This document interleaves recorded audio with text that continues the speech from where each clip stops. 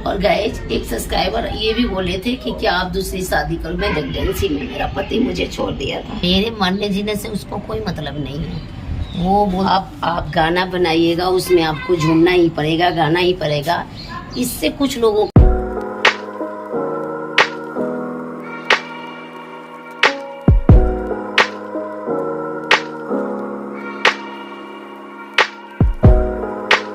Hello good evening guys, कैसे हो आप सब? मैं ठीक हूँ और आई होप कि आप सब भी ठीक होंगे।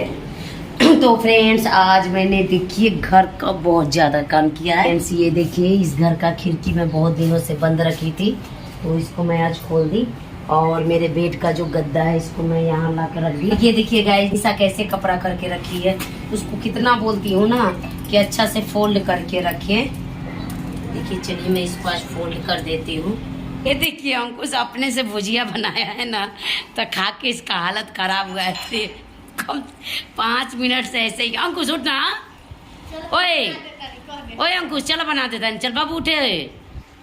देखिए अपना ही भुजिया बनाया खा के इसका मुंह देखिए आज उठ नहीं रही है, आज उठ नहीं रहा है इसका मुंह। ये देखिए फ्रेंड देखिए ये भुजिया कैसा बनाया है। ये चिप्स जैसा भुजिया को छान दिया है। चलो बना, चलो बना दूँ। और फ्रेंड्स ये देखिए चाय पत्ती इतना डाला है ना, आज किचन का कार्यभार अंकुश संभाला है। चाय पत्ती निकाल के मैं इसको फेंक रही हूँ। और फ्रेंड्स एक चीज़ मैं आपको आज दिखा रही हूँ। ये देखिए यूट्यूब पर आने से पहले मैं क्या की थी। ये देखिए मैं आपको निकाल के मैं एक बात आपको बताना चाहती हूँ। देखिए जब मैं वीडियो नहीं बना रही थी तो ये देखिए मैं अगरबत्ती लाई थी पैकिंग करने के लिए। देखिए कितना मैं संघर्ष झेल रही। ये देखिए अगरबत्ती आपको बिलीव कराने के लिए। ये देखिए ऐसे कोई खरीद कर नहीं लाता है, मैं इसको पैकिंग करने के लिए लाई थी। पता है आपको 2 बार मैं गई हूँ वहाँ अगरबत्ती। ये देखिए बच्चों के साथ मिल के मैं पैक की थी, लेकिन वे लोग पैसा ना दिए ना, और इसमें मेरा 3000 लगा। तो ये देखिए आज तक अगरबत्ती ऐसे ही पड़ा है। और पता है ये अगरबत्ती एकदम बिल्कुल इसमें सुगंध नहीं है। पता नहीं भगवान के पास जलाने पर वो खुश भी नहीं हुए। तो ये देखिए मेरी हालत कैसी थी। इसी अगरबत्ती के माध्यम से मेरी एक फ्रेंड जो मिली थी वहाँ, उसी ने मुझे बताया कि यूट्यूब पर वीडियो बनाओ। तब मैं जाकर यूट्यूब पर वीडियो बनाने का काम करें। ये देखिए अगरबत्ती जिनको आप लोगों को जलाना हो भगवान के पास में, तो मेरे घर से आके ले जाइए अगरबत्ती। मुझे जो प्रॉब्लम होता है ना वो अब मैं अपने पैसे से बचा के करती हूँ। जैसे मेरा पैसा आता है ना, मुझे पैसों का प्रॉब्लम कैसे हो जाता है, जैसे बीमारी अस्थमा है, ये है वो है, 3-4 डॉक्टर के पास दौड़ती हूँ ना, तो मुझे पैसों का कमी हो जाता है। तो फ्रेंड्स एक सब्सक्राइबर भाई हमसे पूछे थे कि आपका तलाक हो गया है क्या, मतलब ऐसे ही पूछे। तो मैं उनको बोल देती हूँ कि मेरा तलाक नहीं हुआ है, बस ऐसे ही हम लोग अलग रहते हैं। कुछ कारण है इसलिए मैं अलग रहती हूँ, वो भी अलग रहते हैं। गाँव में 10 साल रही हूँ। उसके बाद जब मेरे बच्चे जैसे 6-7 साल के हो गए ना, उसके बाद मैं पटना लेकर चली आई। उसके बाद मतलब कुछ कारण है जिससे मैं वहाँ से चली आई ऋषिकेश से। मेरा ऋषिकेश में बहुत ज़्यादा तबीयत ख़राब रहता था, बहुत ज़्यादा। और मुझे पता भी नहीं था कि मुझे टेंशन का जो भी बीमारी है, वहाँ का डॉक्टर बोलता था कि गैस है ये। तो सबसे पहले तो मेरा पति मेरा ध्यान नहीं दिया वहाँ पे। मैं ऐसे रोते रहती थी, चिल्लाते रहती थी, पेट फूल जाता था चिल्लाते चिल्लाते। मतलब सरकारी हॉस्पिटल में एक बार लेके गया था, हमको एक गैस का दवा दे दिया था। उसके बाद वो कभी केयर न किया मेरा। तो मैं बाद में धीरे धीरे कुछ लोगों को जानने लगी। उसके बाद ऐसे ही कर मैं 1.5 साल बहुत प्रॉब्लम में मैं वहाँ बिताई। ना वो मुझे केयर करता था, ना मेरी देखभाल करता था, ना मुझे दवा लेकर लाता था। जब पति ही केयर नहीं करेगा तो क्या फ़ायदा वहाँ रहने का। तो धीरे धीरे मैं मतलब मजबूत होते गई। तो वहाँ भी मैं तो अलग ही रहती थी। वो रहते थे केदारनाथ और मैं रहती थी ऋषिकेश। तो बहुत बार बीमार पड़ी, बहुत ज़्यादा सीरियस हालत ख़राब था। तो मेरी एक फ्रेंड दीपा थी, वो जाके मेरा इलाज कराती थी। तो उसके बाद मैंने निश्चय किया कि क्यों ना मैं पटना में जाऊं, क्योंकि पटना में रही थी उससे पहले 2-3 साल, तो इसलिए मैं पटना चली आई। तो गाइस अलग होने का ये भी एक कारण हुआ कि वो केयर नहीं किया। तो 5 साल से हम लोग अलग रहते हैं। ये नहीं है कि तलाक हो गया है या ऐसा कुछ हो गया है, रिश्ता टूट गया, ऐसी बात नहीं है। तलाक नहीं हुआ है, हम लोगों का रिश्ता अभी भी बचा है। लेकिन हम उसका नेचर अलग है, मेरा नेचर अलग है, हम लोगों का जीने का ढंग अलग अलग। बस यही मेरी स्टोरी है, यही मेरी कहानी है। और पैसों का दिक्कत है मुझको, इसलिए मैं देखिए कितना तेज हवा बहने लगा।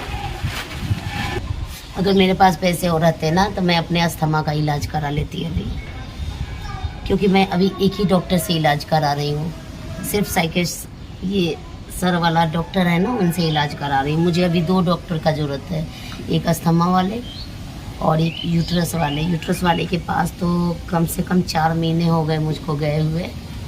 तो देखती हूँ मैं, मेरे पास पैसे होते तो मैं ज़रूर जाऊँगी। बहुत ज़्यादा अपने लाइफ में स्ट्रगल की हूँ, बहुत ज़्यादा। एक बच्चे मेरा चलता नहीं था ना, एक बच्चा मेरा होता था, वो अभी चलने का नहीं सीखता था, तब तक दूसरा बच्चा हो जाता था। दूसरा बच्चा अभी वो खाने का नहीं सीखता था, तब तक तीसरा बच्चा होता था। ऐसे ही मेरे 3 बच्चे हुए। उसके बाद से तो बाप रे, मेरा लाइफ नरक हो गया और सारे प्रॉब्लम को मैं अकेले फेस की हूँ। इसलिए मुझे पति से नफरत हो गया। आपको आज मैं दिल की बात बोल रही हूँ, क्योंकि अगर मेरा पति उस वक्त साथ दिया रहता ना तो शायद ये नफरत आज ख़त्म हो गया रहता। क्योंकि पता है गाइस, जब मेरा बच्चा हो रहा था ना और मेरा पति साथ देता ना उस वक्त, तो शायद मेरी लाइफ कुछ और होती और मैं इतना निराश नहीं होती और मुझे इतना बीमारी भी नहीं होता जितना आज बीमारी हुआ है। आज भी वो मेरा केयर नहीं करता, आज भी नहीं। मेरे मरने जीने से उसको कोई मतलब नहीं है। वो बोलता है कि इतना सारा बीमारी लेके जी क्यों रही है, मर जा। गाइस पता है आपको, जो ये मैं वीडियो बना रही हूँ ना, अब आप गाना बनाइएगा, उसमें आपको झूमना ही पड़ेगा, गाना ही पड़ेगा। इससे कुछ लोगों को दिक्कत हो रहा है, इससे कुछ लोगों को लग रहा है कि मेरा नेचर भ्रष्ट हो गया है। अब बताइए इसका क्या जवाब है? आप सिंपल लाइफ में सिंपल जैसा रहते हैं और जब रील्स बनाते हैं उसके लिए तो आपको कुछ लोगों को लगा ना कि ये बहुत खुश है, बहुत खुश है, क्योंकि रील्स बनाने में आपको वो फीलिंग्स दिखाना पड़ता है। जहाँ खुशी है वहाँ खुशी दिखाना पड़ेगा, जहाँ गम है आपको गम दिखाना पड़ेगा। ये नहीं कि आप नॉर्मल लाइफ में गम है तो सिर्फ रील्स में गम ही दिखाइएगा, ऐसा नहीं ना होता है।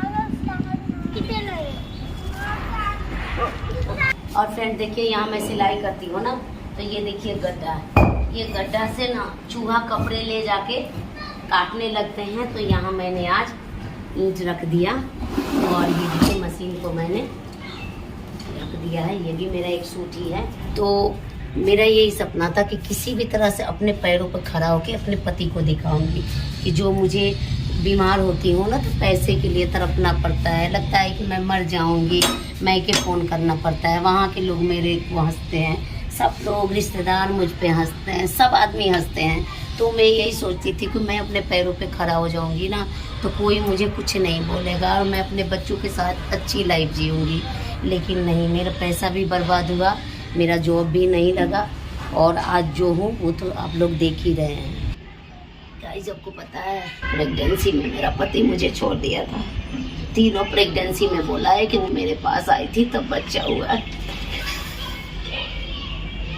तब से मुझे बहुत ज़्यादा दिल पे चोट पहुंचा और अकेले ही मैंने बच्चों का पालन पोषण किया और तब से 10 साल तक मैं उसके साथ रही। लेकिन अब नहीं रहूंगी, अब कभी नहीं रहूंगी। और गाइस एक सब्सक्राइबर ये भी बोले थे कि क्या आप दूसरी शादी करो। मेरी शादी कभी नहीं करूंगी, तब नहीं की तो अब क्या करूंगी। 20 साल में काट दी, अब यही मेरी जिंदगी है, मैं इन्हीं लोगों के सहारे जीऊंगी। तो चलिए गाइस, सॉरी मैं इमोशनल हो गई, मैं नहीं चाहती थी कि रोऊं। मैं पहले भी बोली थी ना कि कैमरा कैसा, पता नहीं अब मेरा आंसू कैसे निकल जाता है। बहुत ज़्यादा दर्द, बहुत ज़्यादा। जब दुख याद आ जाता है ना तो मुझे नहीं लगता है कि मैं कैमरा के सामने हूँ कि कहाँ हूँ। तो गाइस चलिए टॉपिक को यहीं पे बंद करते हैं और खुश रहिए, हंसते रहिए, मुस्कुराते रहिए और मिलते हैं नेक्स्ट वीडियो में। आप तो सच्चाई जाने लिए कि मैं क्यों अपने पति से अलग रहती हूँ, बस यही सब कारण है। तो मिलते हैं गाइस नेक्स्ट वीडियो में, तब तक के लिए tata bye bye, take care.